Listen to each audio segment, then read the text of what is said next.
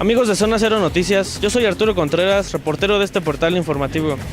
A través de nuestras redes sociales, usuarios comentaron acerca de la falla en algunos semáforos localizados sobre la avenida Huehuetoca. Hicimos un recorrido y observamos que estas fallas se encuentran en el cruce con la avenida La Aurora, así como en Arcángel San Miguel y un poco más adelante en el cruce con la avenida del Pedregal. Esta situación pone en riesgo la integridad física de las personas que por aquí pasan, ya que es una zona muy concurrida de transporte público.